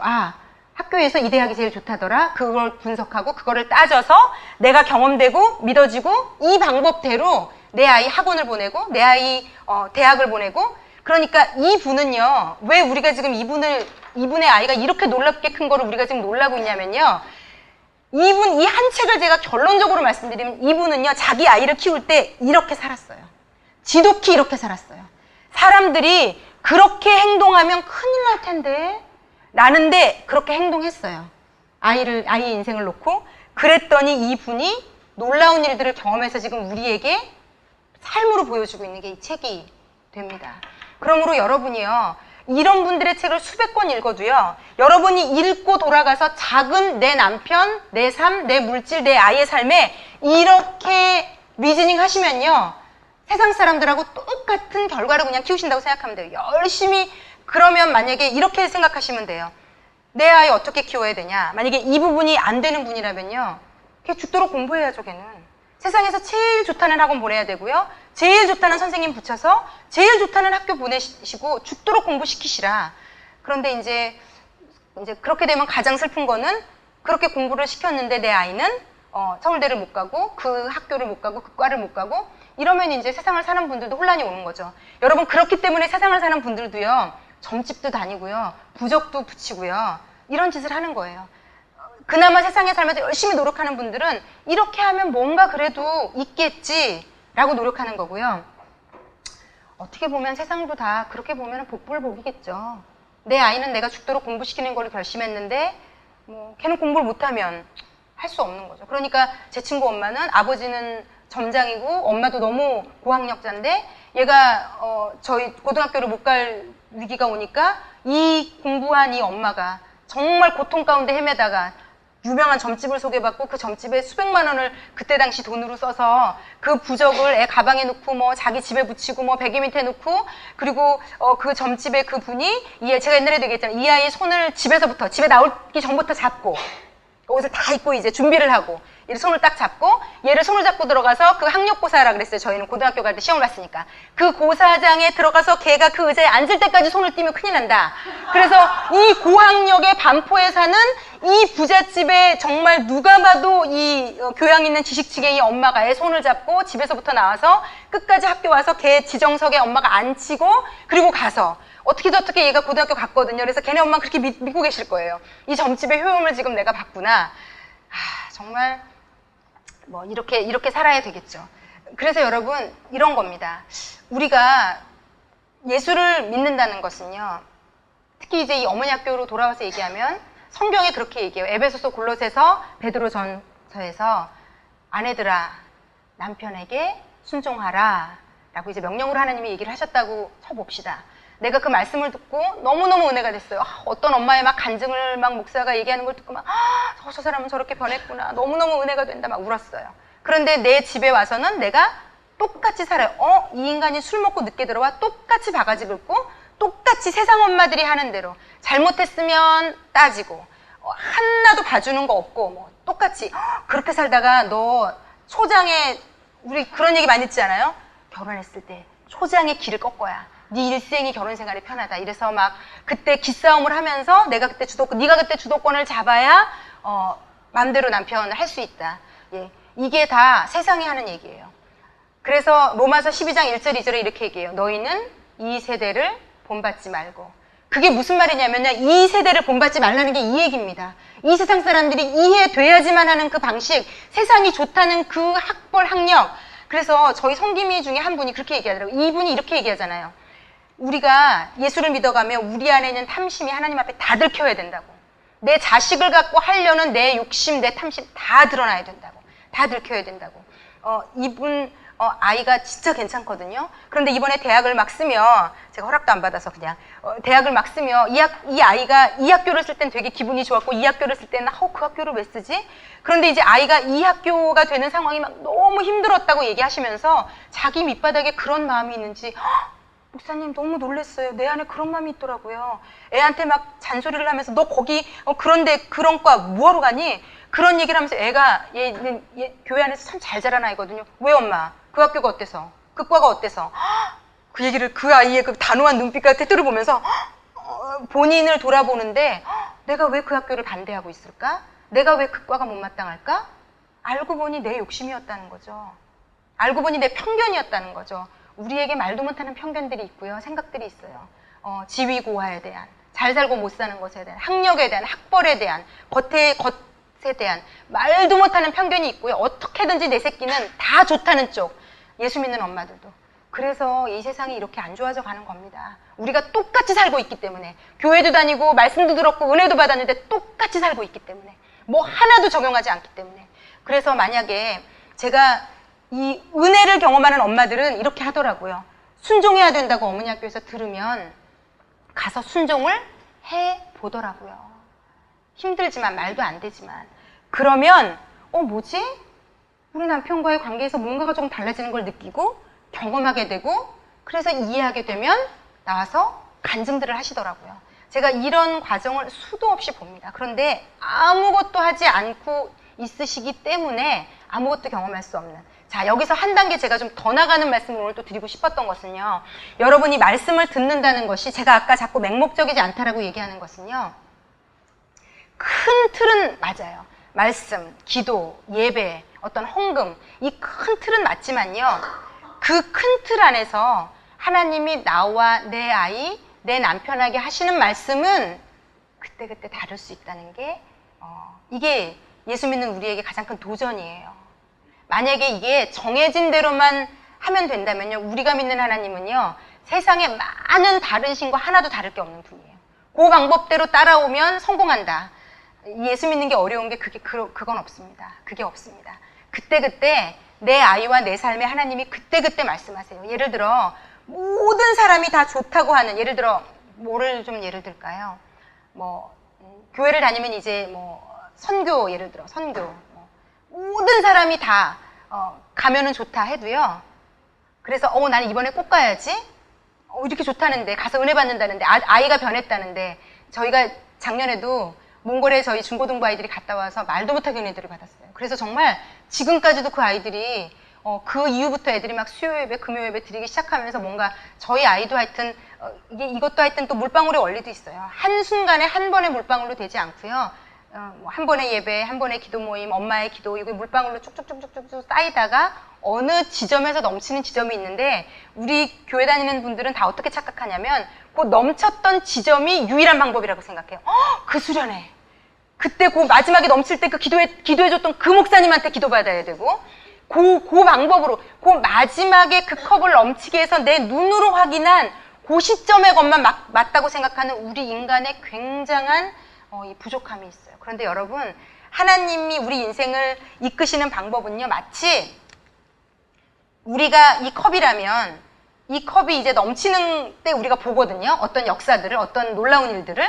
그런데 이게 넘치기까지요, 아무것도 안 하고 있었는데 한꺼번에 넘치지 않습니다. 한 번에 들었던 말씀, 누가 지나가다가 어떤 분을 만났는데 이거 한번 읽어보시지 않게, 하여튼 뭔지 모르지만 내 안에 컵에 물이 이걸로도 저걸로도. 그래서 여러분, 내가 인지하는 방식으로만 하나님이 나에게 은혜를, 내 컵을 채우시지 않는다는 거. 어떨 때 되게 힘들었던 어떤 한 번의 수련일 수도 있고, 내가 원하지 않았던 어떤 하나님의 말씀일 수도 있고요. 이 모든 것들이 내 안에 쌓여서요, 어느 날 그 수련회, 그 집회, 그 목사님, 그 어떤 나를 사랑해줘서 기도해줬던 그 권사님, 이 마지막 꼭지 따는 건 그분, 그 상황, 그 시점에 했을지 모르지만요, 이것들이 없었다면 내 인생은 이루어지지 않을 것이다. 그래서 사실은요, 인생 전체를 놓고 감사하게 되더라고요. 제가 예전에는 제가 대학교 20살 때 했던 그 수련회 때문에 제가 예수를 믿게 됐어요. 그래서 그 수련회가 저의 인생의 가장 중요한 분기점이라고 생각했어요. 그런데 제가 예수님을 점점 믿어오면서요, 제가 초등학교 때 다녔던 그때 나를 위해서 눈물로 기도했던 내 초등학교 주일학교 선생님, 그때 그 교역자, 그리고 제가 중고등부 시절에 저를 도와줬던 그 선생님 한 분, 그 모든 것들이요, 여기 제 인생의 컵에 다 담겨서 그 수련회가 마지막 흘러 넘치는 역할을 했더라고요. 그러니까 이렇게 예를 들 수 있겠어요. 만약에 이 어머니 학교를 통해서 저희 올리브교회를 다니고 지금 막 믿음이 성장하는 분들이 있거든요. 그러면 이제 그분들은 사실 감사해요. 그리고 이 어머니 학교가 그 꼭지를 따는데 쓰임 받은 건 맞지만 이게 다라고 절대 얘기할 수 없어요. 알고 봤더니 그분의 동생이 사역자여서 했던 기도, 오다 가다가 들었던 설교 말씀, 어릴 때 주일학교 때 사탕 준다 그래서 한 번 가서 들었던 어떤 경험들, 이 모든 것들이 쌓여서, 그래서 여러분, 하나님은요, 우리 인생 전체를 쫓아다니며 일하고 계세요. 그 한 번의 사건, 그 한 번의 사람이 아니라요, 우리 인생에 지금도 나한테 느껴지지 않는 이 순간에도 일하고 계시고, 이 물방울이 쌓이고 있다는 것. 이런 사고들이 여러분 안에 있어야 신앙생활을 되게 건강하게 하세요. 이렇게 사고하지 않으면요, 한 분의 목사님에게 완전히 엎어지고 몰입할 수도 있고요, 한 번에 그 모임, 그 집회, 나는 거기서 은혜 받았으니까 이것만 할 거야. 그거 다 인간의 생각이거든요. 하나님의 생각이 아니라. 하나님은요, 창세전부터 우리 인생을 계획하고 계셨어요. 실로 놀라워요. 이걸 생각하면요, 내 인생의 모든 순간이 사실은 감사해요. 좋을 때 요때만 하나님이 역사하고 계셨던 게 아니더라고요, 여러분. 창세전부터 나를 예정하셨고요, 나를 이 대한민국 땅에 보내셨고요, 저는 1970년에 그 부모 밑에서 자라게 하셨어요. 그렇게 자라면서 고통스러웠지만 어느 시점인가 저를 예수 믿게 하셔서 그 상처를 다 치유하셨고, 그리고 저를 만나주셨고, 2000 몇 년도에 저희 남편이 뇌졸중으로 쓰러지며 저에게 마더와이즈를 하게 하시면서 여자, 엄마, 아내로 사는 것에 하나님의 길이 있다는 걸 알려주셨고, 그러면서 그때부터 저희 남편과 아이에게 예수님 믿는 엄마, 아내가 그 가정에 존재하기 시작했고, 그러면서 하나님의 역사가 일어나기 시작했어요. 그런데 제 인생 전체를 놓고 하나님이 일하셨더라고요. 전체를 놓고. 그런데 저에게 그 목사님이 예를 들어서 그 프로그램이, 그 상황이 너무 감사하긴 하죠. 그렇지만 그것이 전부는 아니라는 거. 그리고 하나님께서 얼마든지 들었을 때 다른 방식으로 말씀하실 수 있다는 거. 제가 아까 말씀드렸지만 하여튼 몽골에 가서 아이들이 너무너무 은혜를 받고 와서 많이 많이 변했어요. 그렇지만 그럼에도 불구하고 갔다 이제 돌아오시면 마치 그 수련에 많이 모든 기적을 일으킨 것처럼 얘기하시지만 정말로요, 우리가 명심하고 자꾸 까먹어요, 우리는. 왜냐면 그때 너무 느꼈으니까. 왜냐면 우리는 이게 너무 중요하거든요. 그때 봤거든요, 우리는. 그때 막 아이들이 막 은혜 받고 변하고 눈물 흘리고 그걸 너무 우리가 봤기 때문에 그때가 마치 모든 것에 그래서 몽골을 보내야 돼 라고 얘기하는데 그거는 맞지 않아요. 왜냐하면 하나님 제 아이를 이번에 몽골을 보내기를 원하십니까가 맞아요. 그래서 모든 사람은 다 거기를 가라고 하셨지만 내 아이가 아닐 수 있다는 모든 것에 그거가 있으셔야 돼요. 그 목사님이 모든 사람에게 은혜를 끼칠 수 있지만 나에게는 안 그럴 수도 있는 거고요. 그 말씀대로 헌금부터 모든 것이 그래서요. 기계적이고 맹목적으로 하는 것에는 분명히 문제가 생겨요. 그래서 그 모든 것에 사실은요. 하나님과의 이 교감이 있어야 돼요. 하나님 이걸 하기를 원하시는지. 하나님이 무조건 헌금 액수가 많다고 좋아하시는 분이 아니거든요. 나에게 물질이 생겼어요? 하나님 물어보셔도 돼요. 하나님 공돈이 생겼는데 우리는 그럼 이렇게 생각해요. 기계적으로. 하나님한테 드리면 당연히 좋아하겠지. 그리고 헌금하면 좋다고 했으니까 복 주겠지. 이렇게 가는 것은요. 이것과 비슷해요. 예수 믿는 사람은 들으면요. 행동하기 전에 사실은 듣는다는 거 안에 순종한다는 것이 사실 포함되어 있기도 한데 하여튼 그 들음 안에는요. 나에게 하라 마라가 포함되어 있다는 얘기입니다. 그것을 들려줬다는 그 히브리어 의미 안에는요. 그것을 나에게 하라는 걸까 말까가 포함되어 있다는 얘기예요. 그러니까 그걸 들으셔야 돼요. 그걸. 그러니까 기계적으로 하나님께 하는 건 다 좋다라는 건 없어요.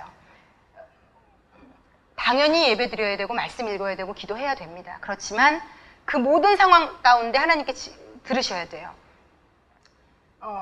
그래서 이번에 내 아이를 몽골을 가기를 원하시면 보내시면 됩니다. 이렇게 늘 일하셔야 된다는 겁니다. 그 물질이 생겼을 때 하나님이 어떨 때는요, 내가 너한테 그 돈 너 쓰라고 공짜로 준 거야. 그냥 맛있는 거 사 먹고 써. 이렇게 하나님은 얘기하시기도 한다는 거예요. 그러니까 이 믿음이 이상하게 들어간 분들이요, 이상하게 듣는 걸로 막 채워진 분들이요, 돈 생기면 쓰고 죄책감을 느끼는 겁니다. 이걸 헌금에 써야 되는 거 아닌가? 이게 이상한 기저가 발동하기 시작해요. 그 뭐든지 드리면 좋다는 이런 것들이 그냥 이렇게 들어와 있으면 기계적으로. 그래서 이제 그러면 질문들이 지금 생기실 거예요. 그럼 어떻게 들어? 난 듣는 게 너무 어렵고 이제 신앙생활 했는데 하나님이 매번 뭘 원하시는지 너무 어렵다. 이 듣는 것에 대해서 잠깐 얘기 드리고 조금 제가 이제 마무리를 해갈게요. 그래서 여러분 신앙이 없을 때는요, 특히 신앙이 없고 약간 어리실 때는요, 기본적으로 이분처럼 하셔야 돼요. 이분이 우리에게 가르쳐주고 있는 게 어찌되었건 죽도록 예배를 빠지지 않고 자기를 갖다 놓으셨어요. 왜냐하면 제가 얘기한 것처럼 우리는 이쪽에 익숙해져 있기 때문에 하나님이 이미 불리한 싸움이세요. 지금 평생을 여기서 살았기 때문에. 그렇기 때문에 우리가 처음에 해야 되는 일은요, 내가 믿음이 생길 수 있는, 들을 수 있는 곳에 자기를 끊임없이 갖다 놓는 것만큼은 죽도록 하셔야 돼요. 이게 어느 정도까지는 차올라야 돼요. 내 생각이 바뀔 수 있게끔 하나님께 기회를 드리는 거를 안 하시고 나서 왜 하나님 내 삶을 안 바꾸세요? 나는 안 도와주세요로 가시면 안 돼요. 하나님이 나를 바꾸실 수 있게끔 들을 수 있는 곳에 끊임없이 나를 데려다 놓으셔야 돼요. 그래서 저는요, 믿음 초창기에 뭐 수요 예배, 금요 예배, 주일 예배, 뭐 오라는데 다 가시는 거 강추합니다. 들으셔야 돼요, 일단. 왜냐면 제로 베이스거든요, 지금. 이쪽에 히브리 사상에 대해서 제로 베이스인데, 제로 베이스면서 하나님이 불공평하다, 왜 나는 안 들어주시냐, 이건 어불성설이세요. 먼저 아셔야 돼요. 지성으로도 아셔야 되고, 이성적으로도 아셔야 되고, 그러면서 혼란도 하셔야 되고, 질문도 하셔야 되고, 저 같은 사람이나 뭐, 하여튼 괴롭히셔도 돼요. 이건 근데 안 믿어지는데 어떻게 해야 될까요? 뭐, 하다못해 뭐, 그 들은 분이 막 울면서 기도라도 하겠죠. 막, 하나님 저분 깨닫게 해주세요. 하여튼 어떻게 되었건, 그리고 성경 공부나, 이렇게 세가족 공부나 이런 거, 이해 안 됐으면 또 하셔도 돼요. 이게 기독교는요, 초등학교 1학년 했으니까 2학년 반드시 올라가야 된다는 보장이 없어요. 내가 세가족을 했는데 하나도 이해가 안 되고 모르겠다. 또 해달라고 하셔도 돼요, 교회에. 내가 믿음이 생길 때까지. 그래서요, 그걸 목표로 삼으셔야 돼요. 듣고 행동할 수 있는 사람이 되게끔 나를 자꾸 하나님의 말씀 앞에 갖다 놓는 것만큼은 근데요, 그거는 누구도 대신해 드릴 수 없어요. 주일에 교회 나오지 않고 자꾸 빠지시고 말씀을 들을 수 있는 자리에 갖다 놓지 않으면서 언젠가는 되겠지. 그런 법은 없습니다. 예. 기준을 정하셔야 돼요. 이분처럼. 너무 힘들지만, 너무 괴롭지만, 혼란스럽지만, 하나님, 왜 내 남편은 이렇게 개척교회 목사가 되어야 돼요? 왜 내 아이는 중3의 아이가 자퇴를 해야 돼요? 너무 이해할 수 없고 힘들었지만 죽도록 말씀을 듣는 자리에 자기를 갖다 놨더라고요, 이분은. 자고 일어나서 울고 지쳐 잠들어서 아침에 새벽 기도 가고, 그리고 수요 예배 가고, 그리고 주일 예배 가고, 이러면서 계속 하나님의 말씀이 이분 안에 들어오면서 이분을 완전히 바꿨더라고요. 그거 외에 이분을 바꾼 다른 방법이 여기 나오지 않아요. 예. 그런데 우리가 뭐 어떻게 예배 뭐 한 달, 두 달 드렸는데 별로 변화도 없던데요. 그 정도 가지고 안 돼요, 여러분. 우리가 지금 얼마나 세뇌가 됐는데 하다못해 북한에서 살다 한국으로 와서 이렇게 풍요롭고 민주주의 국가에 살면서도 혼란스럽고 다시 북한으로 넘어가고 싶다고 얘기를 하는 지경인데 여기에 지금 5년, 6년, 7년, 8년 살고 그런 얘기를 해요. 그러니 하물며 우리는 오죽하겠습니까, 여러분. 정말 말씀 듣는 자리에 갖다 놓으시라는 거 첫 번째 너무 중요합니다. 그러므로 교회를 정하시고 매주 출석하셔야 돼요. 그래야 믿음이라는 것이 생기기 시작할 수 있습니다. 그리고 그런데 들으려면 어떻게 해야 되느냐. 하나님이요. 하나님의 말씀을 들려주시는 방법이 말씀이라는 것이 있고요. 기도라는 것이 있고요. 그리고 이제 신앙이 어릴수록 말씀도 기도도 어려워요. 그렇기 때문에 하나님이 믿음의 사람들을 통해서도 말씀하세요. 그리고 마지막으로 환경을 통해서도 말씀하세요. 내가 말씀을 들어요. 기도도 해요. 그리고 믿음의 사람들에게 듣고 환경을 보면요. 이 네 가지가 보통은 동시다발적으로 한 방향으로 갑니다. 하나님이 정말 원하시는 것들은. 그리고 그래도 모르겠다면요. 발걸음을 딱 내디뎌 보시면요. 아닌지 긴지 알 수 있어요. 계속 사람들은 이게 옳다고 아무리 얘기를 해도요. 기도할 때마다 뭔가 마음이 그게 아닌 것 같고 예배를 드리면서도 그게 움직여지지 않고 환경도 보니까 그쪽으로는 전혀 열리지 않는 것 같다. 그러면 아닌 쪽일 가능성이 아주 높고요. 이 말씀, 기도, 믿음의 사람들 환경, 특히 믿음의 사람들은요. 나는 꼭 어떤 처음에 이제 믿음이 어릴 때는 어떤 한 분을 의존할 수 있는데요. 어느 정도 믿음이 성장하시고 난 다음에 내가 신앙생활을 5년을 했고 10년을 했는데도 딱 한 사람 그분만 의존한다. 그건 좀 좋지 않은 겁니다. 그래서 이 믿음의 사람들의 경우도 주변에 중보기도를 부탁하시고 같이 기도하면서 하나님이 어떻게 하시나, 환경으로는 어떻게 말씀하시나, 또 예배 가운데는 어떻게 말씀하시나 이렇게 점점 신앙이 성장하시면 아주 구체적으로 잘 들으실 수 있는 사람이 되어가실 수 있게 됩니다. 자, 그럼 몇 가지만 오늘 제가 어떤 믿음의 큰 틀을 좀 나눠드린 거고요. 예, 한 영역이라도 그러므로 순종하는 게 저희에게 너무 중요해요. 해보는 거. 하나님이 하라고 한다는 걸 알았다면 한번 해보는 거. 그게 아마 여러분의 인생을 경험하게, 믿게, 이해하게 해줄 거라는 거 좀 도전을 드리고 싶고요. 왜냐면 제가 오늘 이 얘기를 드리는 이유가 다음 주부터는 완전히 실천편이에요, 이분이. 말씀을 어떻게 적용했는지, 어떻게 뭐 암송부터 시작해서 자녀한테 이렇게 해라, 저렇게 해라, 저렇게 해라가 계속 나갑니다. 그래서 이거를 실천하시려면 여러분을 지금 이런 믿음의 방법으로 제가 오늘 설득을 시켜드려야 된다는 생각이 너무 들었어요. 자, 그리고 제가 이분의 책 중에서 좀 은혜가 되었던 거는 뭐냐면요.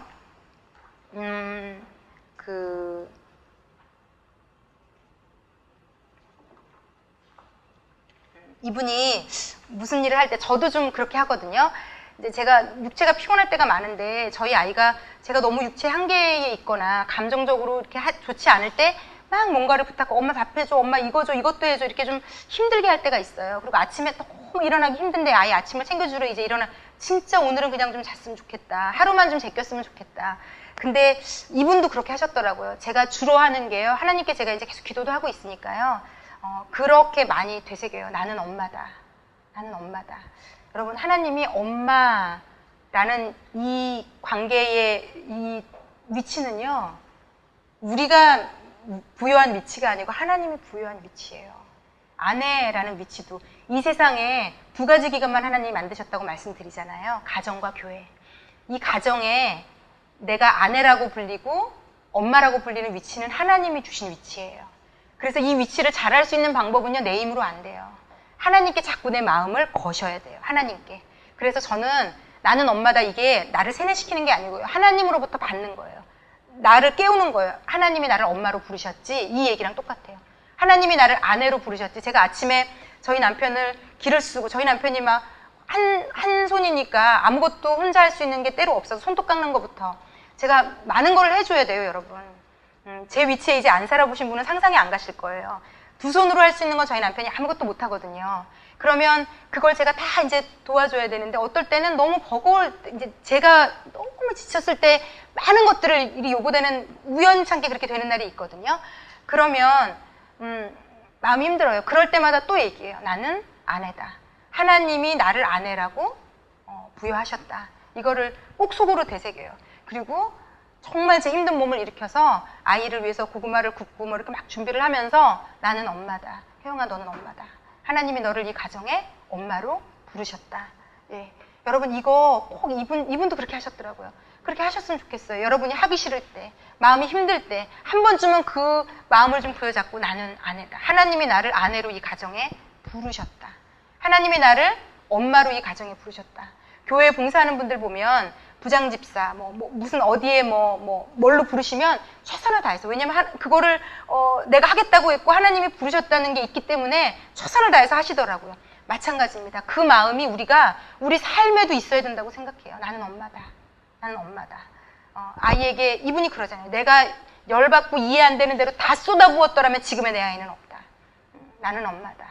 여러분, 하나님이 부여해 주신 위치예요. 나는 엄마다.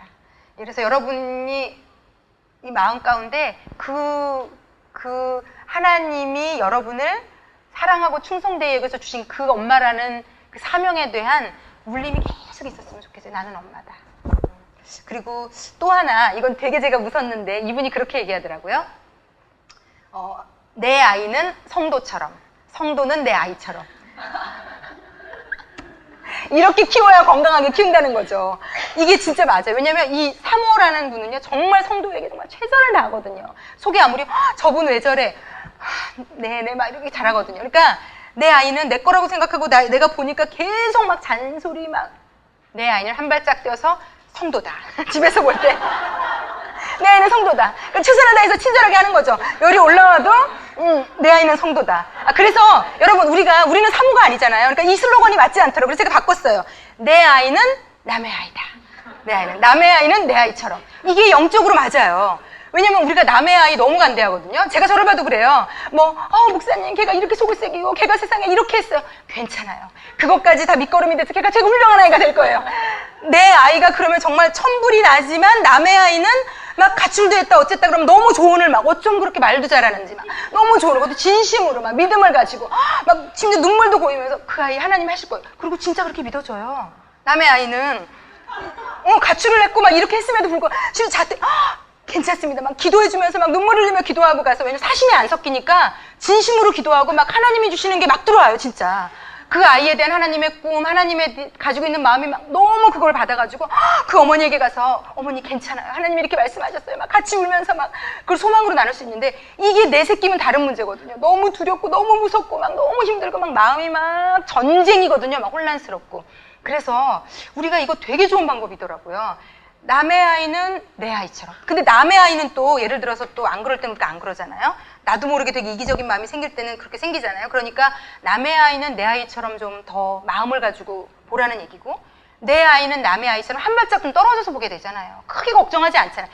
걱정하지만 그 걱정을 집에까지 가지고 와서 어머 걔는 어떻게 남의 집인데 어머 어떻게 해요 막 이러지 않잖아요. 내 아이는 남의 아이처럼. 남의 아이도 설득이 안 되시면요, 내 언니나 동생 내 아이 있잖아요. 되게 사랑하지만 내 새끼는 아니잖아요, 여러분. 그쵸? 내 새끼는 아니니까 내가 그것 때문에 그러니까 하여튼 제가 어디라도 이 마음을 거시라는 거예요. 내 아이는 진짜 내 아이가 아닌 것처럼 하나님 앞에 계속. 그리고 남의 아이는 오히려 교회에서 보는 남의 아이들은 정말 내 아이처럼 넘어졌니? 아니면 뭐가 필요하니? 이렇게 내 아이처럼 보살피려고 하고, 정말 내 아이는 좀 그러면 우리 아이들이 얼마나 편할까? 그 아이가 하는 행동 하나하나 일거수일투족에 막 다 속이 막 끓었다 막 이렇게 좀 한 발짝은 떨어질 수 있어야 아이도 살고 우리도 살 수 있지 않나. 그렇게 이분이 하셨기 때문에 이 아이가 잘 큰 거더라고요. 그리고 또 또 하나, 한 가지만 이제 마지막으로 나누고 싶은 것은요. 이분이 우리 안에 있는 욕심, 탐심이 다 들켜야 된다고 얘기하셨던 부분만 좀 보겠습니다.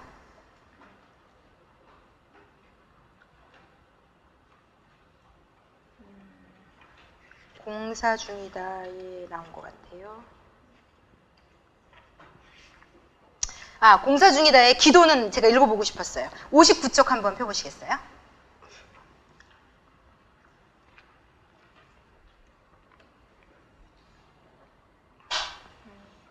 (59쪽에) 이분이 이렇게 믿음이 생기지 않고 두렵고 화가 나는 순간에 이분은 기도를 했더라고요. 그게 우리와 다른 점이에요.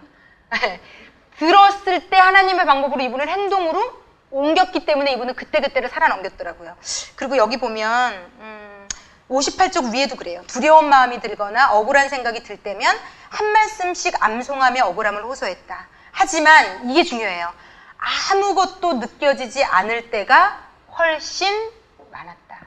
여러분, 우리가 헬라 사상에서 자랐기 때문에 이런 것들을 해도 아무것도 느껴지지 않는 순간들이 있다는 겁니다. 이걸 누가 그럼에도 불구하고 이겨내는가? 내 마음의 소리, 야, 이렇게 해도 아무것도 안 되잖아. 이 소리를 이길 수 있는 분이 사실 좀 믿음도 가질 수 있게 되는 것 같기도 해요. 그러나 이 다음 구절이 너무 중요해요. 하나님이 내 느낌에 따라 있기도 하고 없기도 한 분이 아니라는 사실을 잊지 않았다. 내가 느껴지지 않아도 지구가 성실하게 태양 주위를 돌듯이 기도가 안 돼도 그냥 기도의 자리를 지키고, 이거 정말 별표 100개 하셔도 돼요. 말씀이 손에 안 잡혀도 그냥 말씀을 믿으며 예배의 자리를 무한 반복해서 돌다 보면 어느 날부터 기적이 체험된다. 그러므로 느껴지지 않으면 대부분의 사람들이 교회를 안 나오기 시작하시거든요. 이를 믿는 분들도 그 싸움 하셔야 돼요. 믿겨지지 않으니까 기도의 자리에 안 나가고, 느낌이 줄어들고 감동이 없으니까 믿음의 생활을 그만두시기 시작하는데, 아니요. 예배의 자리를 무한 반복해서 돌다 보면 어느 날부터 그 물방울이 쌓여져서 기적이 체험되기 시작한다. 순종해 보면 말씀이 왜 능력인지 체험하게 된다. 말씀은 살아계신 하나님의 약속이다. 그래서 이 기도문이 있는데, 이 기도문은 그냥 한번 같이 읽어볼게요. 이분이 힘들 때, 어려울 때, 절망할 때 아무것도 느껴지지 않지만 하나님 앞에 이렇게 기도했다는 거거든요. 다 함께 읽겠습니다. 하나님, 저는 자꾸 두렵습니다. 하나님, 저는 자꾸 화가 나고 억울한 마음이 듭니다. 저를 불쌍히 여겨주시고 이 두려움과 억울함과 화남에서 저를 구원해 주시옵소서. 하나님, 저에게는 지금까지 살아오면서 경험했던 충격적인 일들이 많습니다. 너무 놀라서 그 당시에는 제대로 울지도 못했던 어려움도 많습니다. 아버지가 돌아가셨을 때도 저는 거의 울지 못했습니다. 아이를 잃어버렸을 때도 저는 앞이 안 보일지언정 눈물이 안 났습니다. 슬프고 힘들 때 눈물도 못 흘리는 저의 병든 마음을 고쳐주시고 앞으로 다가오는 미래를 두려운 마음으로 살지 않도록 도와주시옵소서. 과거의 부정적인 경험에 지배받지 않게 도와주시고 하나님 말씀에 지배받게 도와주시옵소서. 세상을 원망하는 마음 가운데서 건져주시고 미래에 대한 염려에 사로잡히지 않게 도와주시옵소서. 주님, 저를 이 사망의 마음 가운데서 구원해 주시옵소서. 예수님의 이름으로 기도합니다. 아멘. 정말 너무 좋은 기도 같아요. 두렵고 마음이 힘들고 그럴 때 이 기도문에다 자기 생각을 넣으시면 될 것 같아요. 이분이 아버지가 돌아가셨을 때, 아이를 잃어버렸을 때 이거를 지금 아이에게 이런 문제가 생겼을 때 하나님, 저는 앞이 보이지 않고 아무 생각이 나지 않습니다. 마음이 힘들고 하나님도 원망스럽습니다. 솔직한 내 마음 있잖아요. 기계적인 마음이 아니라 하나님, 당신이 살아계시다면서 왜 저에게 이런 일이 일어났는지 모르겠습니다. 원망스러운 마음도 듭니다. 혼란스럽습니다. 두렵습니다. 이러다가 잘못될까 봐 걱정됩니다. 이런 내 마음 끝자락의 생각을 다 얘기하시면 돼요. 그렇게 가시는 겁니다. 기도라는 게 이런 거예요. 이걸 하물며 사람한테 쏟아놔도 위로가 되는데 이게 놀라운 일이 되실 수 있다고 생각하고요. 네. 그리고 60쪽도 한번 넘어가 보시겠어요? 여기 보면 당신은 부모다. 우린 부모인데 당신은 그리스도인 부모다 라는 게 나와 있는데, 또 여기도 기도가 나와 있어요. 이제 우리 아이를 놓고도 이렇게 구체적으로 기도할 수 있다는 겁니다. 여기다가 자기의 아이 이름을 넣어서 우리가 한번 다 같이 읽어볼게요. 하나님 아버지, 내 아이 새학기가 되면서 새로운 환경을 두려워합니다. 사람을 두려워하지 않고 오직 여호와 하나님을 의지하는 인생이 되도록 인도하여 주시옵소서. 제 아이 누구누구가 성장 과정에서 여러 가지 어려운 일이 생겨도 두려워하거나 놀라지 않게 그 마음을 붙잡아 주시옵소서. 하나님께서 의로운 오른손으로 항상 붙잡아 주시옵소서. 제 아이 덕현도 하나님께서 언제나 손잡고 계심을 믿고 담대하게 성장하게 도와주시옵소서. 혹시 학교 생활에서 친구들에게 따돌림을 당하거나 놀림을 당해도 견딜 수 있는 마음의 근육을 키워주시고 여러 가지 실수와 실패의 순간에도 예수님의 손을 꼭 잡고 일어날 수 있는 마음으로 키워주시옵소서. 예수님의 이름으로 기도합니다. 아멘. 예, 이렇게 아이들도 이렇게 기도해 주시면 됩니다. 아이가 힘들다는 것을 넣어서 이렇게 아이를 놓고 기도해 주시면 되고요. 67쪽에 보면 3년 동안 남편은 직장 옮겨서 고통하고 아이는 학교를 자퇴했는데 자퇴하고 나서 집 밖도 안 나가고 집에서 빈둥거렸다는 거 아니겠어요? 얼마나 엄마는 지옥이었을지 여러분 애들이 유치원도 안 가고 학교도 안 가서 한 일주일 이상 데리고 계셔 본 적 있으시면 아시잖아요. 이제 그게 얼마나 힘든지. 근데 이분은 자그마치 3년을 그런데 정말 놀랍도록 괜찮은 아이들로 컸거든요, 이 아이들이. 근데 이분이 했던 67쪽의 얘기가 있는데 2단락 밑에서부터 위에 참고 또 참고 부분 좀 보시면 좋을 것 같아요. 거기 제가 읽어볼게요. 이분이 했던 일은 뭐냐면요. 참고 또 참고 밥해주고 또 밥해주고 기다리고 또 기다렸더니 드디어 은혜의 순간이 오고 있었다. 부모도 어쩌지 못하는 최악의 순간이 오면 그저 밥해 먹고 기도하고 기다리고 하나님 앞에서 우는 일밖에 다른 도리가 없다는 걸 그때 배웠다. 예. 만약에 우리 삶에 어려운 일이 오면은요, 이걸 배우는 시간이라고 생각하시면 됩니다. 하나님 앞에 기다리는 것, 말씀 앞에 엎드려지는 것, 어떤 이런 것들을 배우게 하시는 시간이라는 것 같고요. 네, 제가 50쪽 마지막으로 나누고 마칠게요. 50쪽에 보면 자, 그런데 우리가 이 헬라 사상 안에 크면서 적당히 겉으로만 죄 안 지면 괜찮다고 보고 듣고 배웠는데 하나님은 우리 속마음을 고치려고 한다, 제가 지난주에 말씀드렸습니다. 그러면서 이분이 이렇게 얘기하더라고요. 이 내용들이 너무 좋아서 이건 제가 좀 읽어볼게요. 50쪽에 위에서부터 둘레, 다섯, 여섯째 줄부터 읽어볼게요. 우리는 나의 문제와 영혼, 몸의 질병을 하나님께 들켜야 한다. 그래야 나의 진짜 모습을 인정할 수 있다. 나는 내가 날 때부터 죄인임을 인정하기까지 너무나 오랜 동안 고통스러운 시간을 보내야 했다. 과잉 육아는 내 안에 깊이 깃든 불안, 두려움, 열등감, 자기 비하, 불신앙을 위장한 것이었다. 여러분은 다른 모습일 거예요. 그 학교를 보내야 되고 그런 형태로 애를 키워야 되고 이렇게 내 남편이 하지 않으면 안 되는 것이 여러분에게 무언가가 위장하고 여러분을 그렇게 하도록 하기 위한 것입니다. 가족에 대한 지나친 헌신은 이게 놀라워요. 아무도 가족에 대해서 지나치게 헌신하면 다 칭찬해 주는데 하나님을 통해서 들킨 거예요. 남편과 자녀의 성공 위에 내 숟가락 하나 얹어 내 이름을 높이려는 탐심을 위장한 것이었다. 나는 우상 숭배자였다. 나의 우상은 바로 나 자신이었다. 나는 하나님보다 나를 너무 사랑했다. 그 이기심 때문에 완벽주의와 자존심과 열등감에 질질 끌려다니고 작은 실수나 실패에도 지나치게 연연해서 자신을 용서하지 못하고 미워했다. 결혼해서는 내 남편이라서 사랑하고 내 아이들이니까 극진히 보살폈다. 맨 밑에서 두 번째 줄, 내가 계획한 대로 하나도 이루어지지 않게 하신 것은 이유가 있었던 겁니다. 계획한 대로 하나도 하나님이 이루어지지 않게 하신 것은 인생의 주인이 내가 아님을 깨닫게 하려는 하나님의 계획이었다. 그런 실패와 좌절을 겪지 못했다면 영원히 하나님 사랑이 내가 살아갈 이유라는 것을 깨닫지 못하고 내가 주인이라고 이분이 살았을 겁니다. 하나님은 내 인생의 주인이 하나님임을 인정하게 하기 위해 우리의 삶에 여러 가지 것들을 겪게 하시는 겁니다. 그런 의미에서 남편과 아들을 통한 고난은 내 인생의 주인이 바뀌는 것을 체험하게 하신 매우 특별한 신앙 훈련이었다.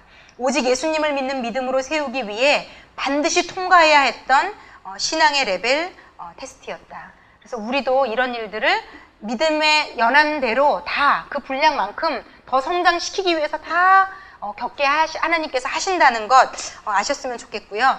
그래서 적용 제목으로 하나 드리고 싶은 게 우리 안에 다 뭔지 모를 우리의 욕심이 있어요. 그래서 그걸로 내 아이를 잘 키우고 싶고 내 남편이 잘 되기를 바라는 게 있거든요.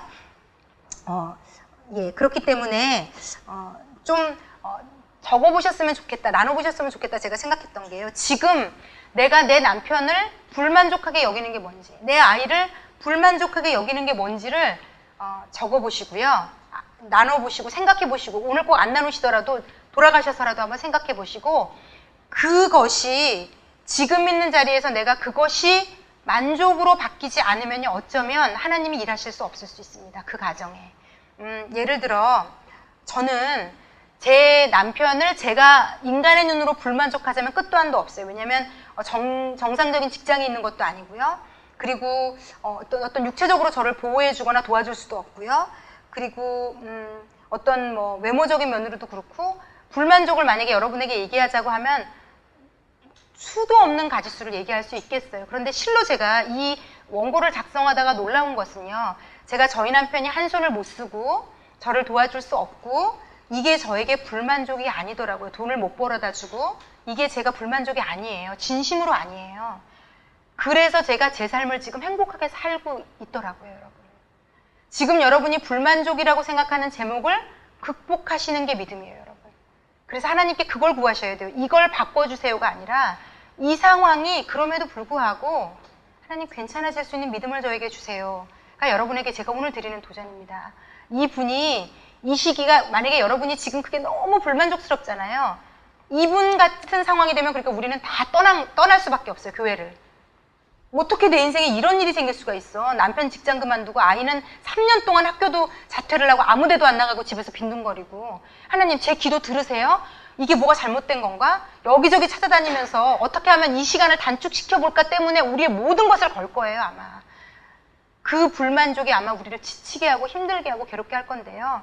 그 불만족, 지금 제 아이도 굉장히 불안정한 게 많은 아이거든요. 그런데 여러분, 제가 매일매일 그 아이가 가진 제 눈에 보이는 그 불만족을 이겨내고 있어요, 저는. 그렇기 때문에 제 아이와 행복한 사춘기 엄마와 아이의 대화와 나눔과 따뜻한 눈빛과, 엄마, 이제 제가 생일이 다가오니까 뭐 갖고 싶어? 계속 물어봐요. 그 물음이 얼마나 저를 행복해 하는지. 별거 안 사줄 수 없다는 거 제가 잘 알고 있어요. 걔가 사줘봤자 뭘 사주겠어요. 용돈 3, 4만 원 받아가지고 모아봤자 뭐 예전에는 막 빌려주면 갚겠다고까지 하고. 근데 어쨌든 그런 마음이 그냥 고마워요. 그렇지 않으세요, 여러분? 어머니들, 이 아이의 어떤 그런 작은, 그러니까 불만족을 찾지 마시고요, 감사를 찾으세요. 저는요, 정말 어떻게 보면, 이렇게 보면 또 이영원 집사님의 감사 제목은 우리가 다를 거라고 생각해요. 저는 그냥 뭐 있는 것부터 감사되기 시작하니까 여러분들과 또 감사 제목이 달라요, 저는요. 그런데 그게 감사가 될 수 있으면 우리 인생은 괜찮아질 수 있어요. 우리 남편이 존재한다는 것, 우리 남편이 양손을 다 쓴다는 것, 우리 남편이 그래도 직장을 나가서 뭔가 얼마라도 벌어올 수 있다는 것, 우리 남편이 매일매일 살아 숨 쉴 수 있다는 것. 제 제자 중에도 여러분, 이렇게 남편이 이렇게 돌아가시는 경우도 흔하지는 않지만 그렇다고 해서 주변에 많이들 있어요. 네. 그리고 하여튼요, 이 감사를요, 그냥 만족하고 찾으려면요, 끝도 한도 없어요. 아이가 있다. 여러분, 지금도 안병동에, 불치병 병동에 있는 아이들은 얼마나 많은지 몰라요. 사실 하나님은 끊임없이 얘기해요. 내 지금 삶을 자족하고 만족하지 못하는 것의 영적 싸움이에요. 영적 전쟁 가운데 우리가 놓여 있어요. 헬라 사상은요, 남들과 비교해서 내가 좋을 때 좋으라고 우리가 무의식 중에 배웠어요. 그래서 남보다 나아야 되는 전쟁을 우리가 싸우고 있는 거거든. 근데 남보다 좋은 학교 가야 되고, 좋은 차, 좋은 집, 좋은 직위, 이런 우리가 말도 못하게 세뇌돼 있어요, 지금.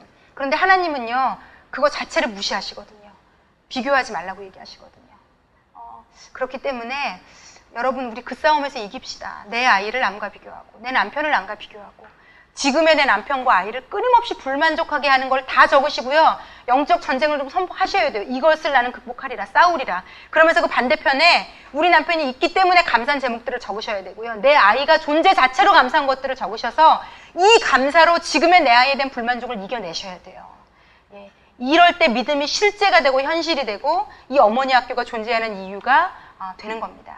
그래서 이분 안에 있는 그런데 이 문제가 다 탐심에서 왔다고 이분은 그걸 발견하실 수 있었던 것처럼 여러분들도 여러분 안에 있는 그 사실 다 탐심이에요. 여러분들이 지금 여러분의 남편을 못 만족하는 것, 아이를 못 만족하는 것을 걷어내면요, 그 중에 제가 볼 때 8, 90%는 탐심일 겁니다. 내 욕심, 내 이기심. 그래서 그것만 덜어내실 수 있다면 이기실 수 있습니다. 우리도 그래서 그런 엄마와 아내가 다 되시기를 예수님의 이름으로 축원합니다. 예, 우리 기도하겠습니다. 기도하실 때 하나님이 뭐라고 말씀하시는지를 듣고 그대로 행하는 믿음을 좀 저에게 주십시오. 그리고 믿음이 없는 분들은요, 하나님 믿음이 있을 수 있는 자리에 나를 좀 갖다 놓을 수 있는 그것만 제가 좀 할 수 있도록 도와주십시오.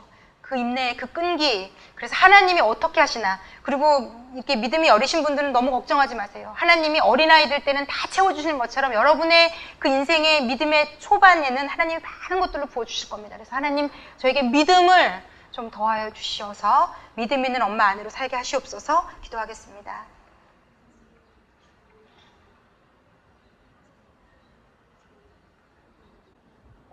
사랑하는 하나님 아버지, 이곳에 이 어머니들을 불러 모으신 것이 결단코 우연이 아님을 압니다. 하나님, 우리 사랑하는 이 한 분 한 분 하나님께서 여자로 이 땅에 보내셨고 아내로 보내셨고 엄마로 보내셨습니다. 이것이 다 하나님께서 부여하신 것이지 내가 선택한 것이 아님을 고백합니다. 하나님 앞에 내 욕심을 좀 다 들켜서 우리가 하나님이 기뻐하시는 여자로, 아내로, 엄마로 살아갈 수 있도록 하나님, 우리 각자의 믿음의 분량만큼 우리들을 좀 만져주시고 역사해 주십시오. 하나님, 듣게 하시고 그 하나님께서 들려주신 것들을 행동으로 옮길 수 있는 믿음을 이곳에 있는 모든 저를 비롯한 엄마들에게 주셔서 우리들의 아이들이 우리를 통해 하나님의 좋은 것들을 볼 수 있는, 경험할 수 있는 아이들 될 수 있도록 축복하시고 인도해 주십시오. 하나님, 감사를 드리며 예수님의 이름으로 기도했습니다.